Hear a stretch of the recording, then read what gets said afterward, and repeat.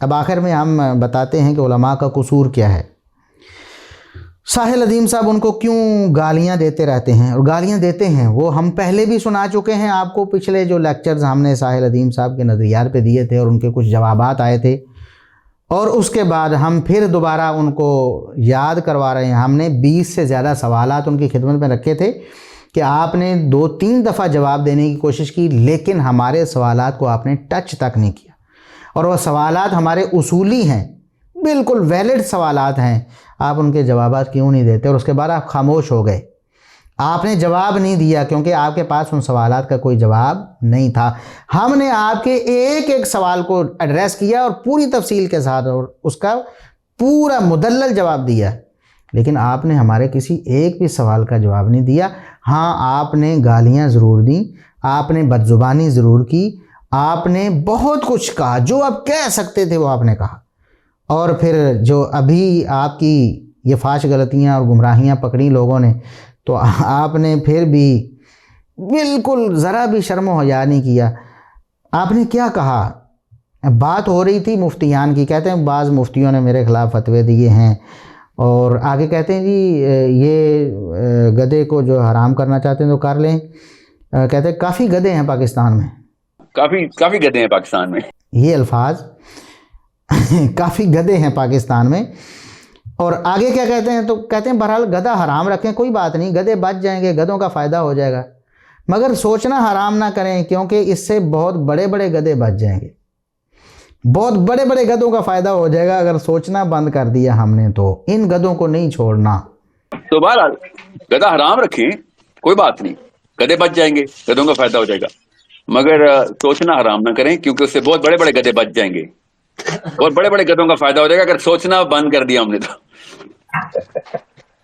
ان گدھوں کو نہیں چھوڑنا۔ کن گدھوں کی بات کر رہے ہیں؟ کن کو گدھا کہہ رہے ہیں ساحل صاحب؟ یہ گالیاں نہیں ہیں۔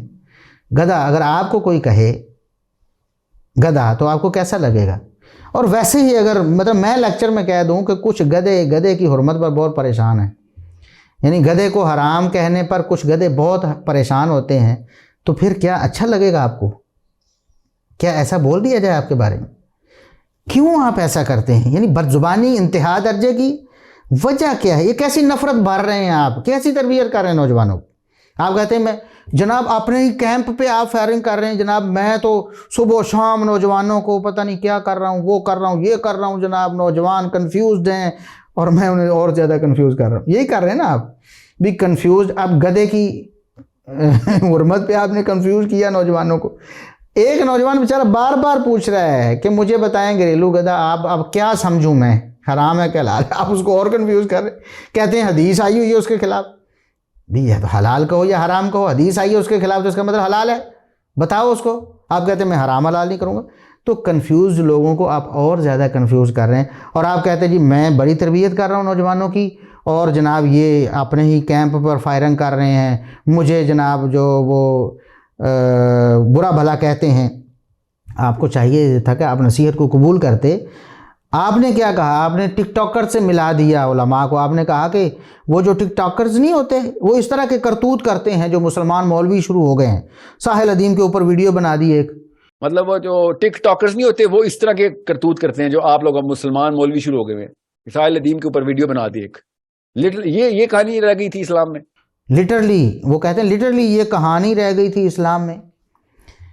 انا للہ و انا الیہ راجعون۔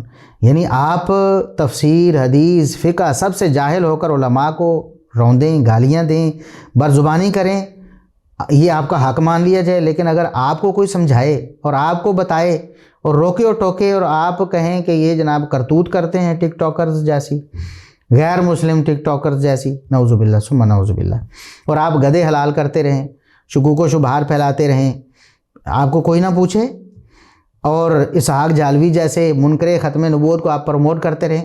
آپ کہتے ہیں جی او مائی گاڈ اسحاق جھالوی جیسا تو بندہ ہی کبھی پیدا نہیں ہوا۔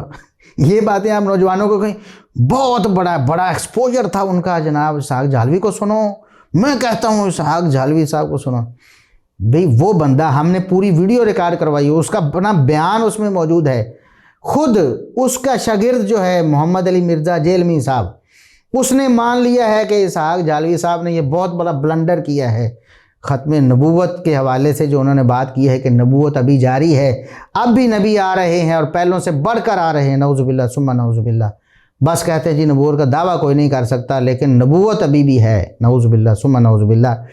ایسی باتیں جو کرے، آپ کہتے ہیں جی یہ مولوی اس کے خلاف ہو جاتے ہیں، اتنا بڑا بندہ تھا، اتنا بڑا بندہ تھا، اتنا بڑا اس کا ایکسپوجر تھا، اتنا بڑا اس کا علم تھا۔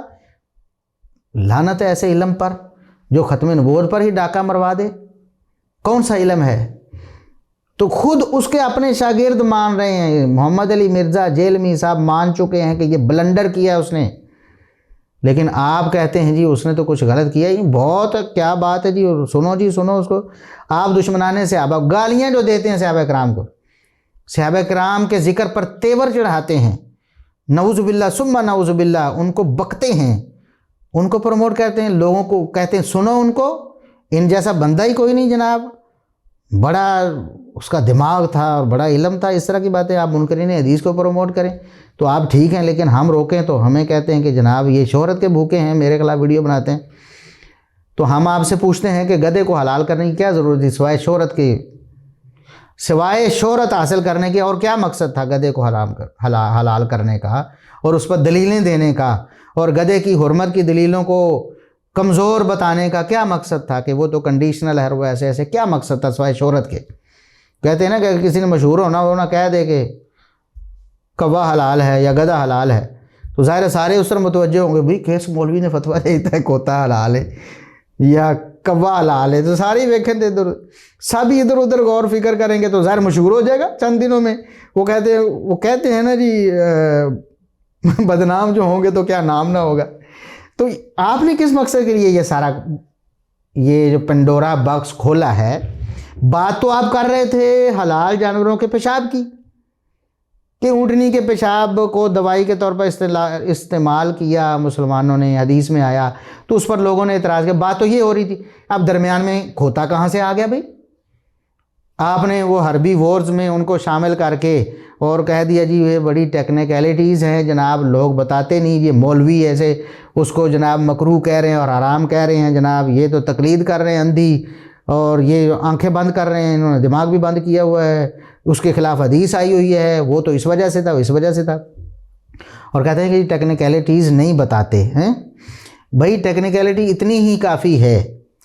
دیکھیں مردار حرام ہے نا، مردار حرام ہے، حرمت علیکم المیتہ، مردار حرام قرآن کا دو ٹوک اعلان ہے، جبکہ نبی کریم صلی اللہ علیہ وسلم نے فرمایا کہ دو مردار تمہارے لیے حلال ہیں، ایک مچھلی اور ایک جراد، تو دو مردار مسلمانوں کے لیے حلال ہیں۔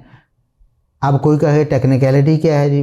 جو بھی ہو ٹیکنیکلٹی، یہی ٹیکنیکلٹی ہے کہ شریعت نے، اللہ نے حرام کیا اور اللہ نے ہی دو چیزیں اس میں سے مستثنا کر دی، تو حربی وارز کو اللہ اور اس کے رسول صلی اللہ علیہ وسلم نے ہی حلال کیا اور اس میں سے گدھے کو مستثنا کر دیا کہ بھئی گدھا نجس ہے، بس مان لیا ہم نے۔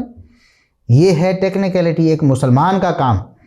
ہاں آپ یہ کہہ سکتے تھے کہ گدھے کے گوشت میں یہ مسئلہ ہو سکتا ہے، یا ریسرچ ایسی آئی ہے اور اس سے تقویت ملتی ہے کہ واقعی نبی کریم صلی اللہ علیہ وسلم نے ٹھیک منع کیا تھا، یہ تو ٹیکنیکلٹی ہوئی۔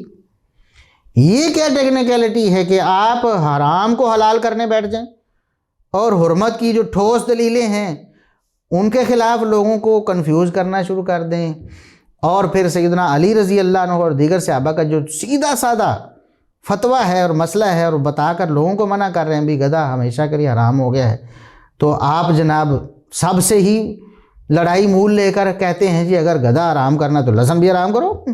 بھئی آپ کس سے لڑائی کر رہے ہو؟ صحابہ سے کر رہے ہو، ائمہ دین سے کر رہے ہو، علماء سے کر رہے ہو، پوری امت سے کر رہے ہو، کس سے لڑائی کر رہے ہو آپ؟ اور حمایت کس کی کر رہے ہو؟ گدھے کی۔ گدھے کو حلال کرنے کے پیچھے لگے ہوئے کیا کرتے ہو آپ؟ تو آپ نے پھر کہا کہ جی شکوہ کیا ہے کہ ایک مولوی صاحب نے کہا آپ ہمارے ماں باپ کے لیے وہ آیتیں فٹ کرتے ہیں جو کفار کے ماں باپ کے لیے تھیں، تو آپ نے کہا کہ آپ کوئی آیت بتائیں گے جس میں اللہ نے کہا ہو کہ کفار کے ماں باپ سے کہہ دو؟ آپ نے کہا جو 2 نمبر ہے، چاہے باپ ہو بیٹا ہو، 2 نمبر ہے، وہ ایک مولوی صاحب نے کہا آپ ہمارے اوپر وہ والی آیتیں فٹ کرتے ہیں جو کفار کے ماں باپ کے لیے تھی، ہمارے ماں باپ پہ فٹ کرتے ہیں. آپ کوئی آیت بتائیں جو اللہ نے کہا ہو یہ کفار کے ماں باپ سے کہہ دو. جو 2 نمبر ہے، چاہے باپ ہو چاہے بیٹا ہو، 2 نمبر ہے 2 نمبر ہے. اسلام سے باہر ہے تو نکال کے واپس لے کے اسلام میں. تو بھائی 2 نمبر ہو مرزا جیلمی صاحب ہوں یا ساحل ادیم صاحب ہوں، 2 نمبر ہی ہوگا نا. اب آپ بھی تو قرآن حدیث سے نہیں نہ نکل سکتے. جو وعیدیں آئی ہیں گمراہوں کے لیے اور جو طرز عمل ہمیں بتایا گیا ہے گمراہوں کے خلاف، آپ نے بول کے بھی لکھ کے بھی اور آپ نے ہر طرح سے ان کو روکنا ٹوکنا ہے، لوگوں کو کنفیوز کرنے سے بچانا ہے، تو وہ آپ اس میں آئیں گے نا. 2 نمبر جو ہے وہ 2 نمبر ہے. آپ نے 2 نمبریاں کی ہیں، ہم نے بتائی ہیں، تو آپ 2 نمبریاں چھوڑ دیں. لیکن اگر آپ 2 نمبری کریں گے تو پھر آپ کو ہم روکیں گے اور ٹوکیں گے. یہ ہمارا مذہبی فریضہ ہے، یہ ہمارا ایمانی تقاضا ہے. اس کو اگر آپ کہتے ہیں کہ یہ کوئی شہرت کے لیے کر رہا ہے تو پھر آپ قیامت کے دن کا انتظار کریں. انشاءاللہ وہاں فیصلے ہو جائیں گے، فیصلہ ہو جائے گا. اور رہی شہرت کی بات، کمائی تو آپ کر رہے ہیں، یوٹیوب چینل آپ نے بنایا نا. گدھے کو حلال کرنے کے لیے دلیلیں دے کر ویڈیوز کے ویوز آپ نے لیے ہیں اور اس پر ایڈز آپ نے لگائیں، پیسے آپ کما رہے ہیں نا. ہم تو اس کو حرام سمجھتے ہیں. ہم نے تو 1 روپیہ نہیں لیا کبھی. یوٹیوب سے ہم بھی لاکھوں کما سکتے ہیں، ہم بھی ویوز زیادہ لے سکتے ہیں اور آتے بھی ہیں ویوز. ہم بھی پیسے کما سکتے ہیں، ہم نہیں کماتے، ہم اس کو حرام سمجھتے ہیں. ہم نے ایڈز ختم کی ہوئی ہیں. جب تک ہمارے بس میں ہے ہم اپنی ویڈیوز پہ ایڈز نہیں چلنے دیں. تو ہم تو اس کو حرام سمجھتے ہیں. ہم نے کیا لینا ہے مفاد؟ کیا مفاد لینا ہے؟ اور آپ مفاد لینے، پیسے تو آپ کما رہے ہیں، روپیہ تو آپ کھڑے کر رہے ہیں نا. وہ جو گندی ایڈز آتی ہیں، ساحل ادیم صاحب کی ویڈیو دباؤ، ہم نے تو اللہ کے فضل سے کوئی نہ کوئی حل نکالا ہوا ہے. ہمارے سامنے تو نہیں آتی ہیں ایڈ، لیکن عام لوگوں کے پاس تو نہیں، سب کے پاس، کہ وہ جب دباتے ہیں تو آگے سے جناب ننگی عورتیں آ رہی ہوتی ہیں، میوزک بج رہا ہوتا ہے، سارا کچھ ہے اور گندی ایڈز ہیں اور بری باتیں ہیں. اور اس کے بعد جناب ساحل ادیم صاحب پھر گدھے کو حلال کر رہے ہوتے ہیں اور لوگوں کو کنفیوز کر رہے ہوتے ہیں اور علماء کو گالیاں دے رہے ہوتے ہیں. بھئی آپ دیکھیں آپ کہاں کھڑے ہیں.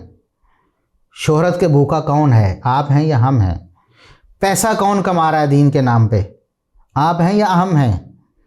دین سے کمائی کرنا یعنی دینی امور کی اجرت لینا ہم حلال سمجھتے ہیں، لیکن اس طرح دین کو بگاڑ کے، گدھے کو حلال کر کے، یا علماء کو گالیاں دے کے، یا کتاب و سنت کی نصوص کی خلاف ورزی کر کے، یا پھر کوئی ہالی ووڈ ورژن بنا کے اسلام کا، اس سے کمائی کرنا، یہ تو یہودیوں کی عادت ہے.